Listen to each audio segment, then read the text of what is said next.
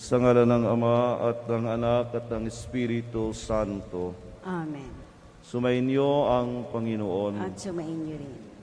Mga kapatid, tayo magpuri at magpasalamat sa Diyos. Ngayon tayo muli niyang tinitipon sa ating ginagawang paghahanda ngayong panahon ng pagdating ng Panginoon. Ating itaas ang ating mga intensyon at panalangin at upang tayong lahat ay maging karapat-dapat sa pagdiriwang, ating pagsisihan ang mga nagawa nating kasalanan.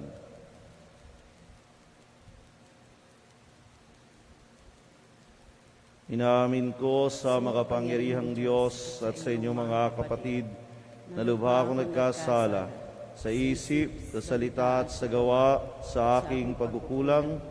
Kaya sinasamo ko sa mahal na Birheng Maria, sa lahat ng mga anghel at mga banal, at sa inyo mga kapatid na ako ay panalangin sa Panginoong ating Diyos.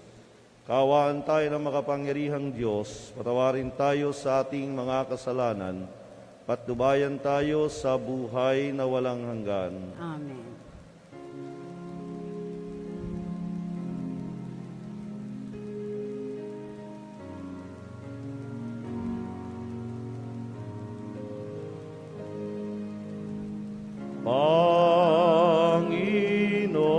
Panginoon, kaawaan mo kami.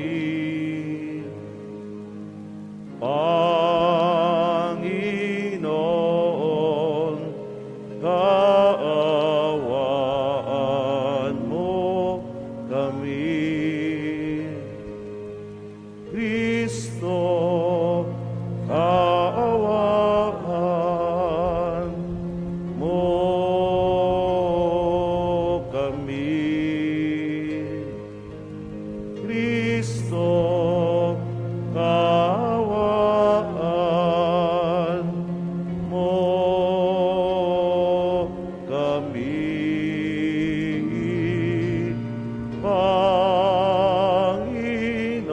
Panginoon, kaawaan mo kami.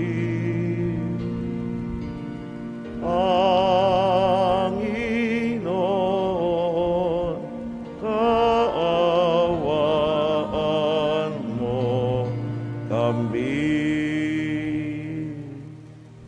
Manalangin tayo. Ama naming makapangyarihan, gawin mong kaming maging masigasig sa paghihintay sa anak mong darating. Sa kanyang pagkatok, siya naway aming mapatuloy, sapagkat siya ang pinananabikan namin sa aming pagdalangin. Sa pamamagitan niya, kasama ng Espiritu Santo, magpasawalang hanggan. Amen. Magsiupo na po ang lahat.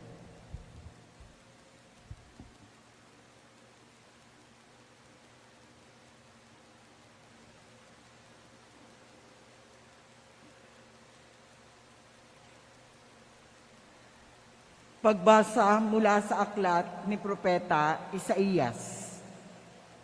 Pagdating ng araw na iyon, payayabungin ng Panginoon ang lahat na pananim sa Israel, at ang bunga ng lupa ay magiging dangal at hiyas ng mga matitira sa Israel. Tatawaging banal ang mga matitirang buhay sa Israel. Sa pamamagitan ng makatarungang paghatol, lilinisin ng Panginoon ang karamihan ng Israel at papawiin ang dugong dumanak doon. Pagkatapos, lilikha siya ng isang ulap na lililim sa ibabaw ng bundok ng Sion, kung araw at magiging maliwanag, naningas kung gabi.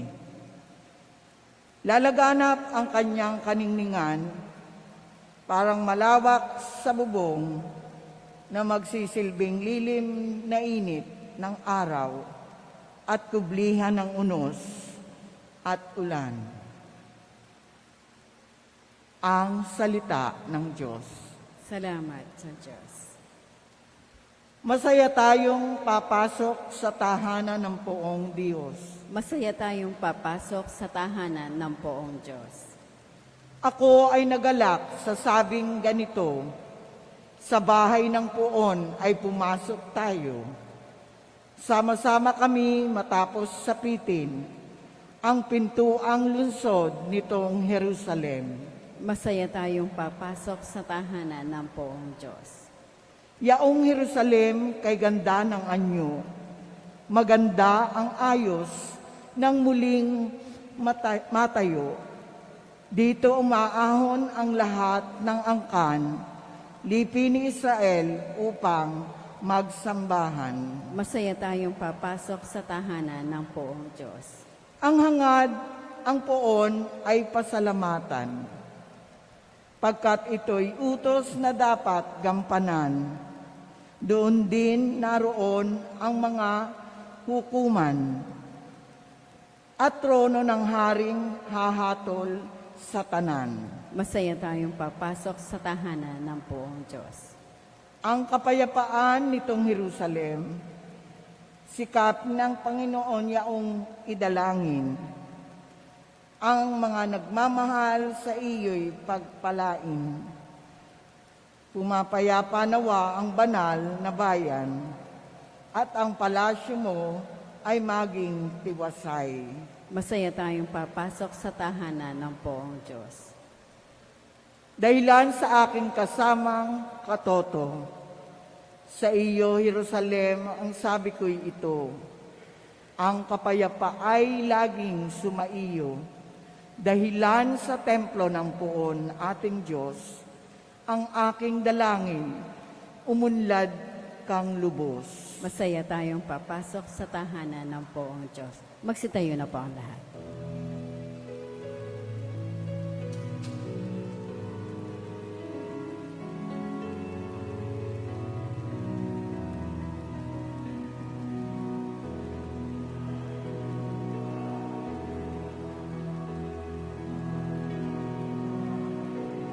Hallelujah. Purihin ang Diyos. Hallelujah.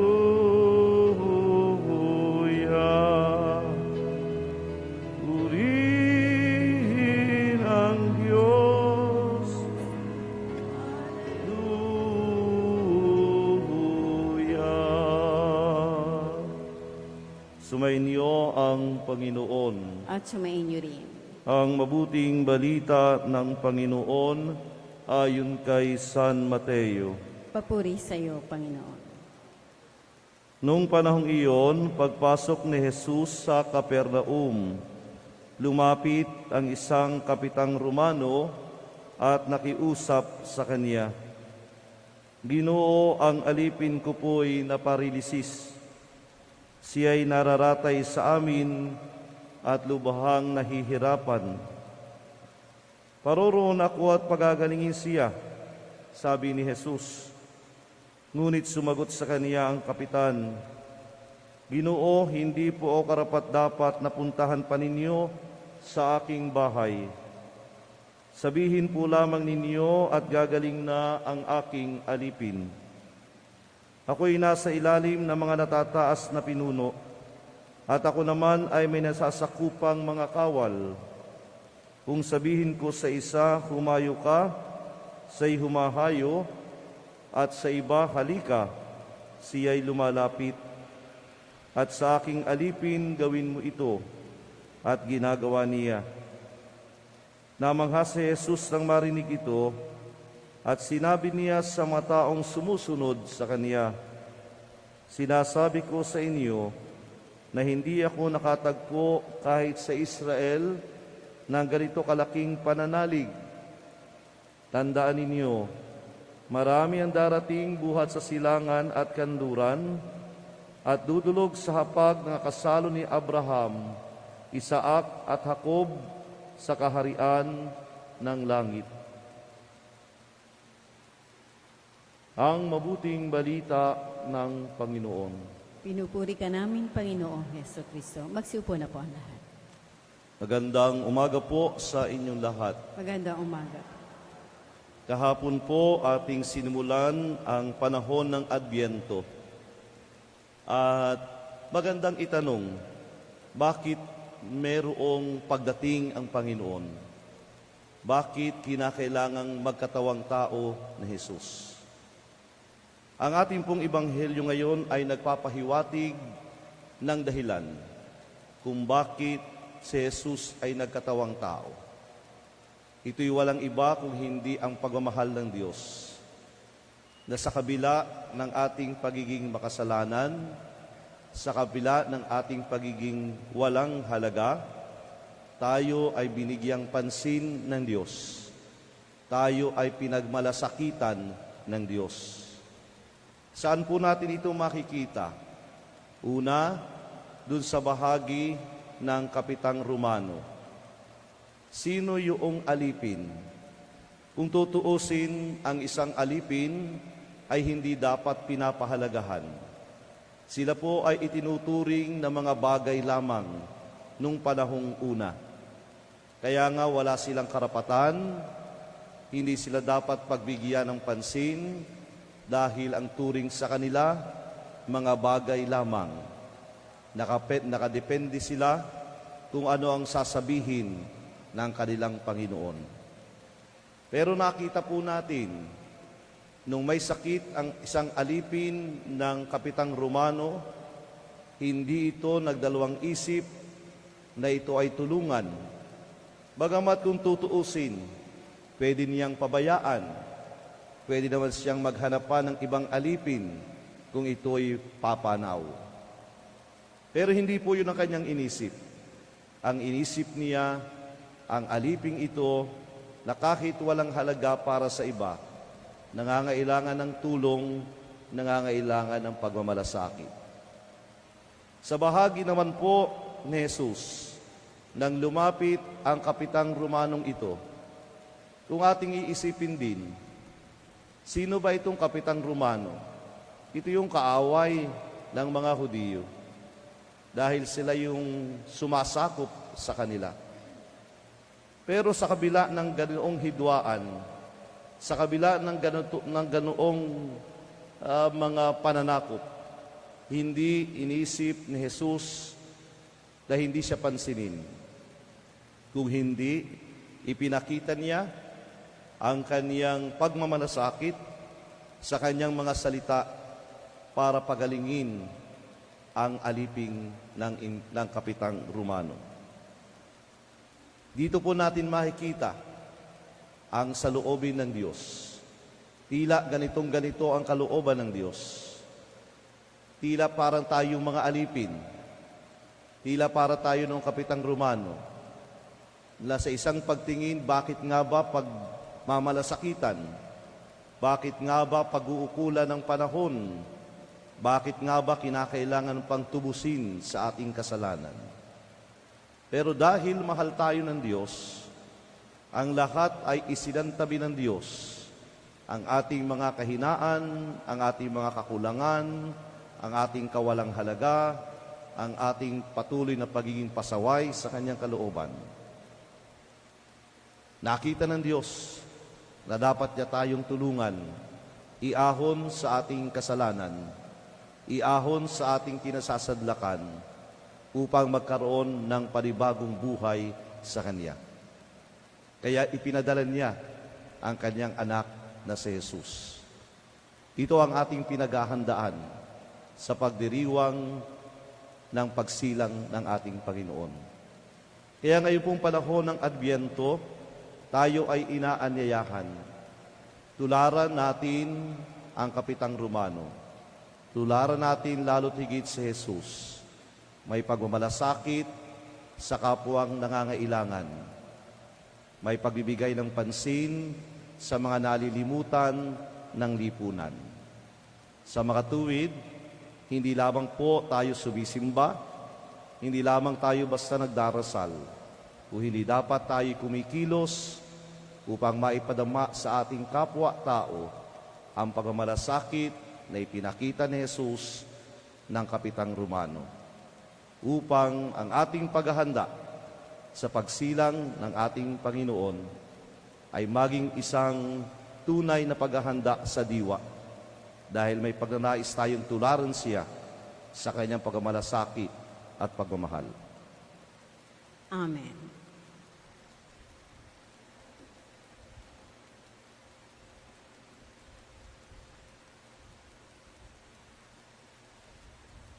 Magsitayo na po ang lahat.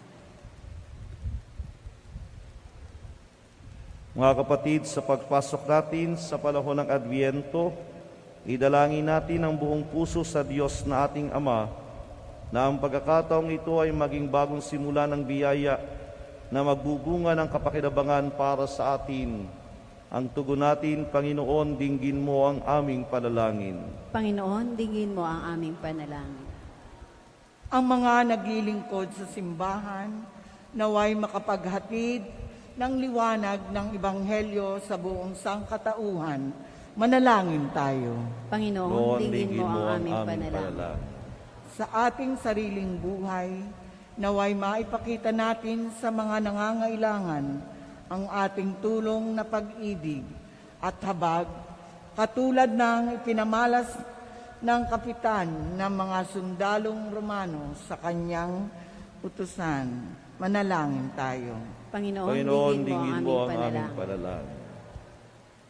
Atin nawang unawain at tanggapin ang mga taong iba ang lahi at pananampalataya kaysa sa atin. Manalangin tayo. Panginoon, dinggin mo ang aming panalangin. panalangin.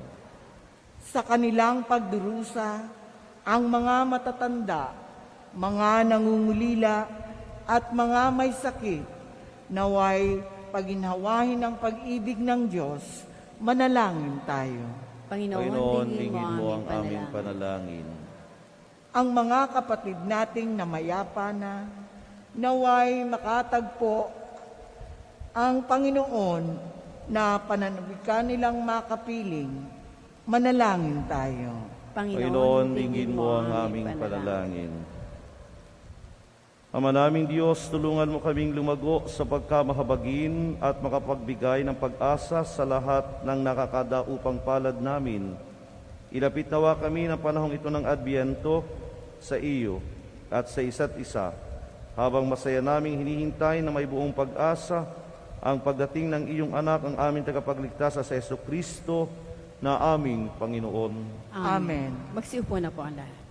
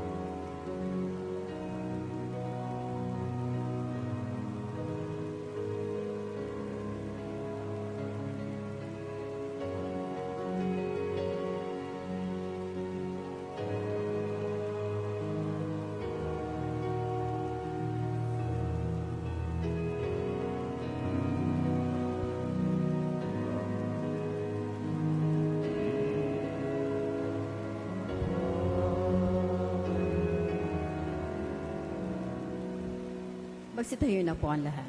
Manalangin kayo mga kapatid upang paghahain natin ay kalugdan ng Diyos sa mga makapangyarihan. Tanggapin nawa ng Panginoon paghahain sa iyong mga kamay, sa kapurihan niya at karangalan sa ating panganabangan at buong sambayan ng banal. Ama naming lumikha, tanggapin mo ang aming mga alay na ikaw rin ang nagbigay, magdulot nawa ito ng gantimpalang kaligtasan na ngayon pa man ay amin ang pinakikinabangan sa pamagitan ni Jesucristo kasama ng Espiritu Santo magpasawalang hanggan. Amen. Sumainyo ang Panginoon. At sumayin niyo rin. Taas sa Diyos ang inyong puso at diwa. Itinaas namin sa Panginoon. Pasalamatan natin ang Panginoong ating Diyos. Marapat na siya ay pasalamatan. Ama naming makapangyarihan, tunay ngang marapat na ikaw ay aming pasalamatan sa pamamagitan ni Jesucristo na aming Panginoon. Sa isinugo mo pang matupad ang iyong magandang balak para sa lahat. Hindi niya ikinahiyang mamuhay ng mahirap upang mapakisamahan niya kaming matapat. Siya'y naging hindi na iba sa amin upang maitampok niya kami sa iyong piling. Sa kanyang lantarang muling pagdating, ang pakisama niya ay puspusang magniningning at ang pangako niyang kapanapanabik ay inaasahan naming lubos na makakamit. Kaya, kaysa ng mga anghel na nagsisiawit ng papuri sa iyo nang walang humpay sa kalangitan, kami nagbubunyi sa iyong kadakilaan.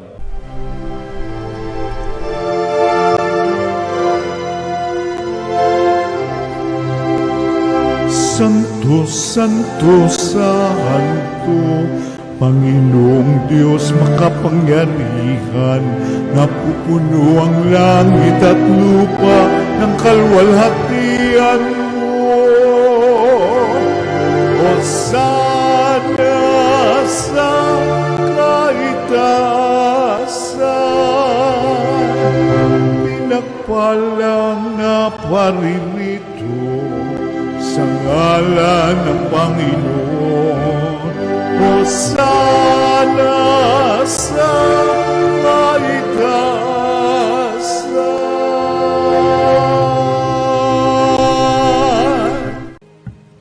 Ama naming banal, ikaw ang bukal ng talang kabanalan, kaya't sa pamagitan ng iyong Espiritu ganung banal ang mga kaloob na ito, upang para sa amin ay maging katawan at dugo ng aming Panginoong Hesukristo.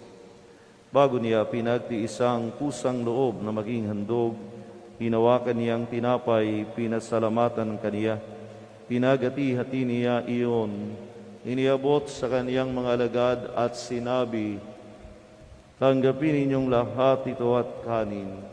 Ito ang aking katawan na ihahandog para sa inyo."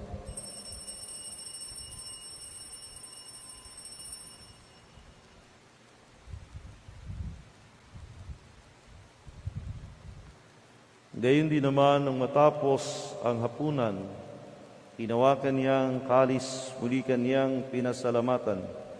Iniabot niya ang kalis sa kaniyang mga alagad at sinabi, "Tanggapin ninyong lahat ito at inumin, ito ang kalis ng aking dugo, ng bago't walang hanggang tipan.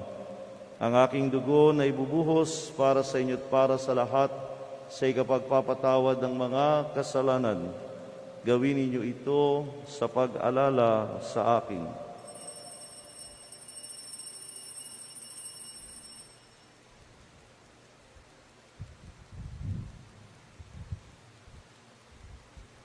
Ipagbuni natin ang misteryo ng pananampalataya. Si Kristo'y namatay, si Kristo'y nabuhay, si Kristo'y babalik sa wakas ng panahon. Ama, ginagawa namin ngayon ang pag-alala sa pagkamatay at muling pagkabuhay ng iyong anak. Kaya't iniaalay namin sa iyo ang tinapay na nagbibigay buhay at ang kalis na nakakaloob ng kaligtasan. Kami nagpapasalamat dahil kami iyong minarapat na tumayo sa harap mo para maglingkod sa iyo. Isinasamo namin kaming magsasalo-salo sa katawan at dugo ni Kristo ay buklod sa pagkakaisa sa pamagitan ng Espiritu Santo. Amalingapin mo ang iyong simbahang laganap sa buong daigdig. Puspusin mo kami sa pag-ibig kay San Francisco na aming Papa, na Melrey na aming Obispo at ng Talang Kaparian. Alalahanin mo rin ang mga kapatid naming nahimlay, may pag-asang sila'y muling mabubuhay, gayon din ang lahat ng mga pumanaw. Kawan mo sila at patuloyin sa iyong kaliwanagan, kawan at paginabatin kaming lahat, na makasalo sa iyong buhay na walang wakas, kaysa ng mahal na Birheng Maria, na ina ng Diyos ni San Jose na kaniyang esposo, kaysa ng mga apostol ang lahat ng mga banal na namuhay dito sa daigdig ng kalugod-lugod sa iyo, may pagdiwang nawa namin ang pagpupuri sa ikararangal mo sa pamagitan ng iyong anak na aming Panginoong Hesu Kristo. Sa pamagitan ni Kristo, kasama niya at sa Kaniya, ang lahat ng parangal, papuri sa iyo, Diyos amang makapangyarihan, kasama ng Espiritu Santo, magpasawalang hanggan. Amen. Amen. Amen. Magsitayo na po ang lahat.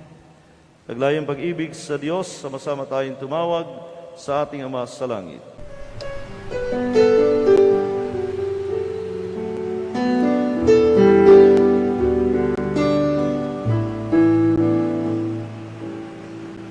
Ama namin, sumasalangit ka, sambahin ang ngalan mo,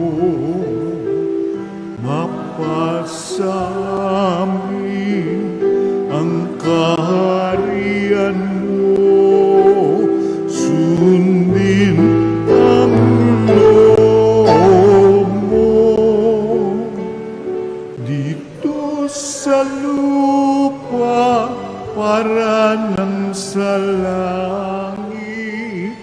Bigyan mo po kami ngayon ng aming kakanin sa araw-araw at patawarin mo kami sa aming mga sala para ng pagpapatawan namin sa nagkakasala sa amin, at huwag mo kaming ipagdulot sa tukso, at yadya mo kami sa lahat ng masama. Inihiling namin kami hadiya sa lahat ng masama, pagkalooban ng kapayapaan araw-araw, iligtas sa kasalanan, ilayo sa lahat ng kapahamakan, samantalang aming pinananabikan ang dakilang araw ng pagpapahayag ng tagapagligtas naming si Hesu Kristo.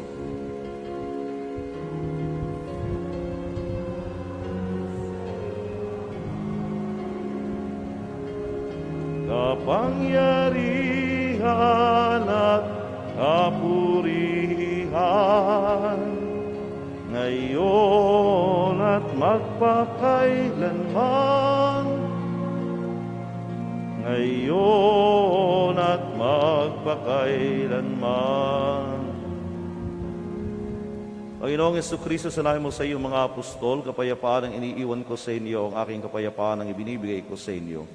Tunghayan mo aming pananampalataya at ang aming mga pagkakasala. Pagkalooban mo kami ng kapayapaan, pagkakaisa ayon sa iyong kalooban, kasama ng Espiritu Santo, magpasawalang hanggan. Amen. Ang kapayapaan ng Panginoon ay laging sumainyo. At sumainyo rin. Bigayan kayo ng kapayapaan sa isa't isa.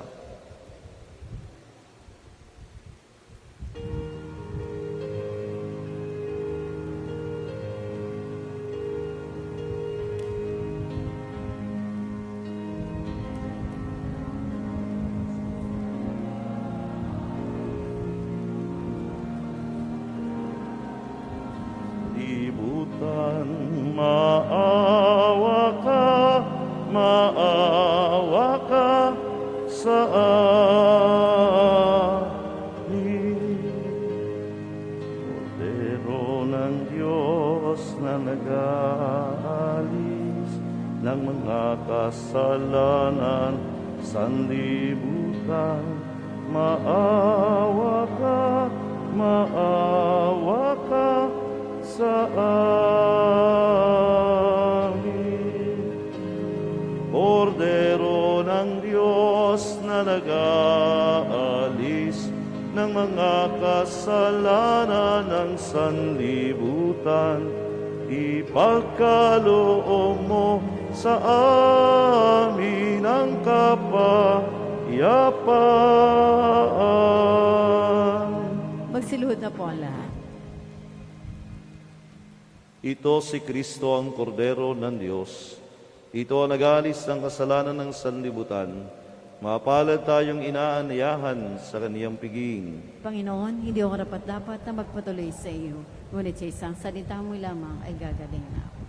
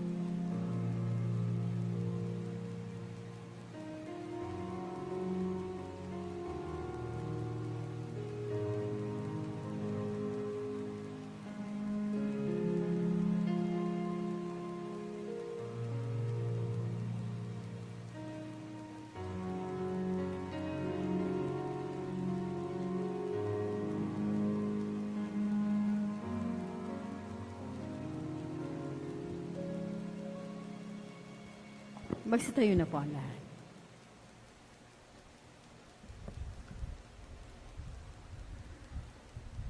Manalangin tayo.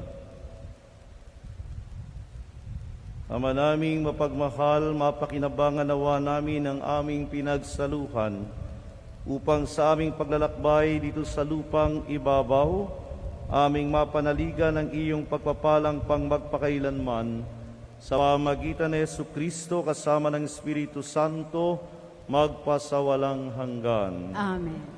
Magsiupo po ang lahat at inaanyayahan po dito sa unahan ng may kaarawan, anniversary ng kasal, pupunta na ibang bansa at kukuha ng pagsusulit, pati na rin po may mga religious articles para po sa pagbabasbas at panalangin.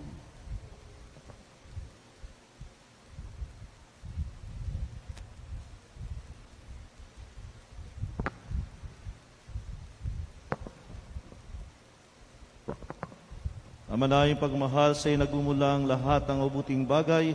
Hinihiling namin basbasan mo ang aming mga kapatid na nagdiriwang ng kaarawan, anibersaryo ng kasal, nakatakdang mga pambansa at sa ilalim sa pagsusulit. Pagkalooban sila mas mahaba at makahulugang buhay, mabuting kalusugan, mapayapang kalooban, maliwanag na kaisipan, mga tapat na kaibigan, maayos sa hanap buhay at kaligtasan sa lumang kapahamakan. Basbasan mo rin ang kalanggawa at hadikain upang ito'y matupad ayon sa iyong kalooban. Pagpalain mo rin ang kalang-angkan mga mahal sa buhay. Higit sa lahat, patagin sila sa pananampalataya, patibayin sa pag-asa at pag-alabin sa pag-ibig. Hiling namin ito sa pamamagitan ni Kristong aming Panginoon. Amen. Naway gawaran din ng Diyos ang pagpapala, mga kasangkapan sa panalangin, upang ang ito'y maging gabay sa pagtaak sa kabanalan, paghahangad ng buhay sa kalangitan sa pamamagitan ni Kristo, kasama ng Espiritu Santo, magpasawalang hanggan. Amen.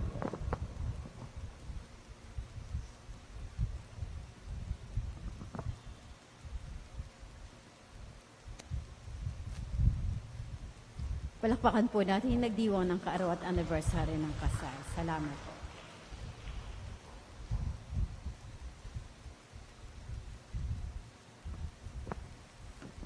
Magsitayo po tayo. Panginoon namin Diyos, na walang katapusan, ang bag mo ay walang hanggan. Lagi mo ipaalaala sa amin na maikli ang buhay at ang oras ng kamatayan ay lingid sa aming kabatiran. Gabayan mo sana ng iyong banal na Espiritu ang mga araw namin sa mundong ito, upang lagi naming tahakin ang daan ng kabanalan, katarungan, kaysa ng iyong simbahan, mapaglingkuran kanawa namin sa matinding pananampalataya, matatag na pag-asa, pag-ibig na galak. At sa pagwakas ng aming paglalakbay sa daigdig na ito, pakain mo kami na may galak, patungo sa iyong kaharian, kung saan ka nabubuhay magpakailanman. Amen. Kapayapaan kailanman ang igawad ng may kapal sa mga yumaong ating mahal. Sila nawa ay silayan ng ilaw na walang hanggan. Amen.